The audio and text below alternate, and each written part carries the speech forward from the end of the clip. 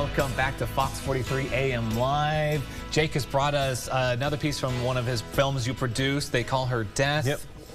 Yep. Introduce us to what we have here. So the film was written and directed by my friend Austin Snell, and part of it is it's a revenge movie that's very much spaghetti western mixed with kind of Italian giallo horror films with zombies.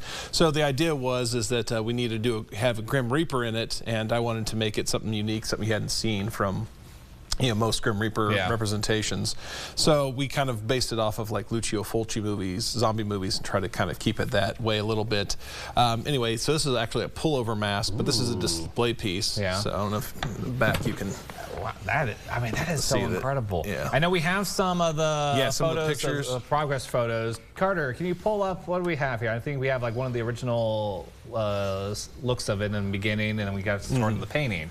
But so how long does it take to put something like this together? Well, this one was kind of a unique process, is because I actually had the life cast of our actress, which was my friend Abigail Music, and we sculpted the piece on that. Then I ran a foam latex piece, but I didn't have time to, or the money or the budget to actually make the full pullover masks. So I had a full head cast, so I actually put pantyhose over it, stippled it with latex, glued on the prosthetic I made, and then once that was on there, and I think there's another picture of it being painted. I think a couple pictures of that. Go to the next photo. So that's on the head bust with the pantyhose. It's already painted, and then I pulled that off, cut out the eyes, the nose, and then voila. Voila. Yep. So there you go. We have a still from the shot, right? Let's the next photo. There we go. Yeah. So that's actually a still from on the day of shooting the film.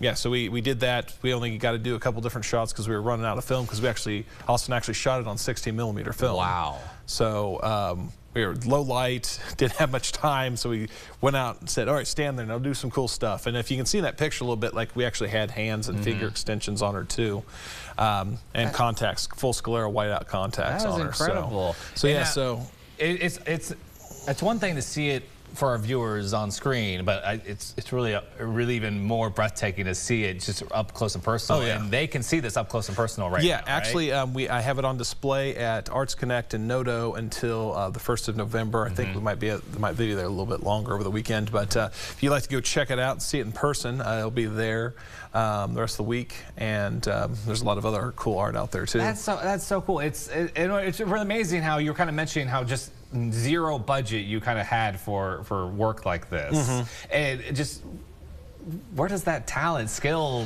come? Well, I started off in B movies, so it was always kind of like, hey, well, we need to do this thing. And over the years, I was like, okay, well, I need to always prep for the inevitable, or prep for the things that might come up. And in a lot of the cases, like in this case, I'd already had the actresses life cast and all that stuff, so it's just a matter of going, okay, well, I'll just sculpt the piece, minimal use of materials. I already had foam latex from another project, so you start kind of taking a look at your inventory and what you have, and who you got your kind of go-to people you want to work with, and then bring them in to do that. And then like the same with the costume. This actually was the full costume. This is just what's left of it, but I had my friend Madeline Ingram do the costume for the Grim Reaper. So it's, again, a lot of friends, we all come together to do something because we have a lot of, she has material and costumes around, so she would design stuff. And I love the networking, the passion that comes into designing works of art like this. Oh, yeah. That is so cool. It's so much fun. And They Call Her Death. Can people watch this? They Call Her Death is currently streaming on Shudder, and Vinegar Syndrome actually has it on Blu-ray. Okay. Which actually has some cool stuff that they put together for that, including a documentary specifically about all the other effects, which we cannot show on the show because there are some